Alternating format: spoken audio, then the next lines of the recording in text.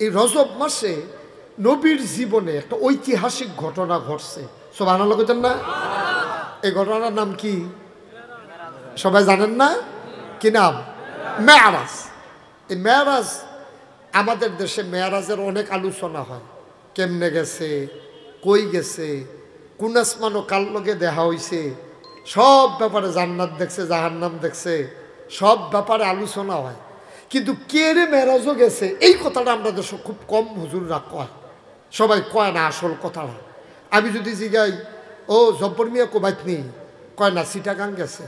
তো দ্বিতীয় প্রশ্নটা করাম আমি যে কে রে গেছে এইটা কয়াম নাকি জিগাম কেমনে কেমনে গেল। তো হেতারা কইতেছে রিক্সা মসজিদের কাছে গেছে, মসজিদের তো উঠু দিয়া এই বরদুশিয়া গেছে, হ্যাঁ তে বাসে উঠটা কুমিল্লা গেছে। এটা কি জানার বিষয় না কে রে গেছে জানার বিষয়?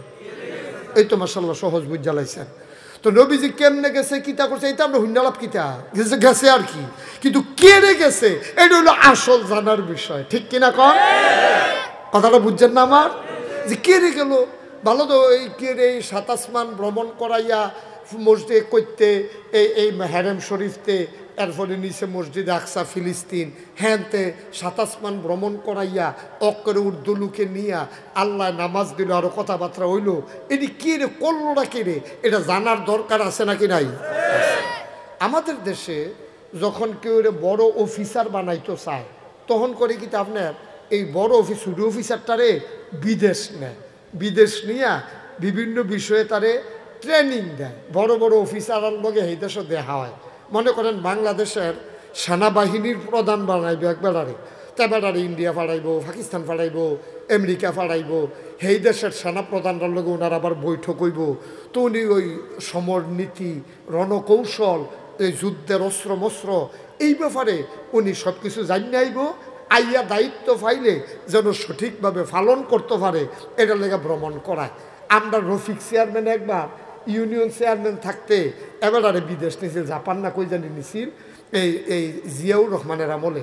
এবারে আবার সেরা চেয়ারম্যান হয়েছিল, স্বর্ণপদকও পাইছিল। আমি বেড়াইতাম গিয়ে আবার এটা দেখতেও আইছি ওই স্বর্ণপদকটা তারা যে রাখছে যত্ন করে। তো এইরকম রফিক চেয়ারম্যানটা নিয়ে ঘুরে যাচ্ছে কে রে যে তুমিও তোমার ইউনিয়নটারে যদি সুন্দর বানাইতে চাও তাহলে বিদেশের গ্যারান্টি কিরম চাইয়া যাও। তারা এই লাইল কস কাটতে কাটতে সিহন করে লায় না, তারা লাইল আরও ফাঁস করে যেন লাইলি দিয়ে ট্রাক্টার যায়।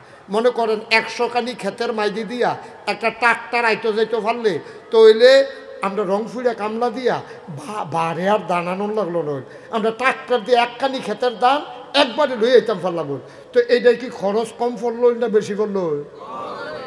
খরচ হইল কম, রাস্তাটা গেল হইল হগলের বাইরে দিয়া, আর খরচ হইল কম, কম পয়সার ভিতরে আমরা দান্ডি বাইক লইতে পারলাম।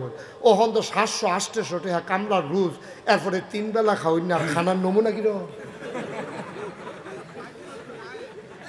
এখান থেকে খাইতে লইলে খায়, ডাক না দিলে থামে না। তো এটা গিয়া ফুসে নিয়ে আমরা এলাকা অনেকে গৃহস্থী বাদ দিয়া লাইছে। কিন্তু আমরা যদি ফুটপাত্রে দিয়ে একটা কনেচ্চা রাস্তা থাকতো ট্রাক্টার দিয়ে অথবা অন্তত রিক্সা দিয়া অথবা ভ্যান দিয়ে আনতাম পারতাম, তইলে আমরা খরচ পড়ল কম, এই গৃহস্থিয়ে লাভ হইল বেশি। আমরা তারা বেশি লাভ বুঝতে গিয়া লাইলে দিয়ে আডনের জায়গা নাই, ওখান এই মুনিয়ে আইয়া ফোরনের কথা 10 মিনিটে তে কতক্ষণ এগুল দিয়া ফাউ ফুটে জায়গা এগুল দিয়া সেরানি খেয়ে লাই ভাল লইয়া কাই তুই জায়গায় তো লাভের দূরে হইছে।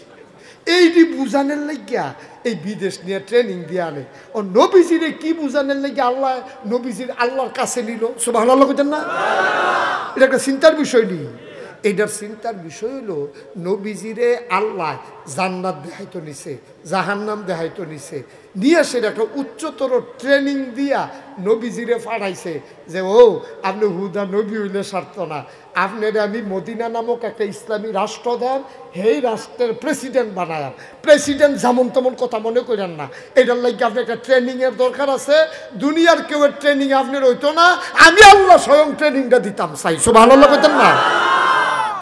এর লাগিয়া নবীজিরে আল্লাহ মদিনা নামক ইসলামী রাষ্ট্রে নেওয়ার আগে তখন আল্লাহর কাছে নিছে। তো আল্লাহ কিতা কিতা গোপনে কইয়া দিছে আর কি, যে এমনি এমনি এমনি এমনি আবগাইয়ান, কাফের টিরে বেশি চেতাইয়ান না, ফুইলা ফুইলা এতান টিরে আতরাইয়া এই কোনো মতে আগে ক্ষমতাটা ফুক্ত করে লইয়ান, এরপরেই তাই ইহুদি মিহুদি কুবাইয়া সমান করা লাইবেন, কি করবেন?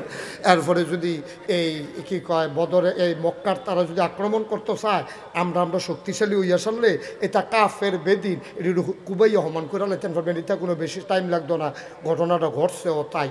এই নবীজি মদিনায় যাওয়ার আগে মেরাজটা করে আইছে, এর পরে পরে মদিনায় গেছে, গিয়ে সেটা মদিনার মানুষটিরে নবীজি ঐক্যবদ্ধ করে লাইছে।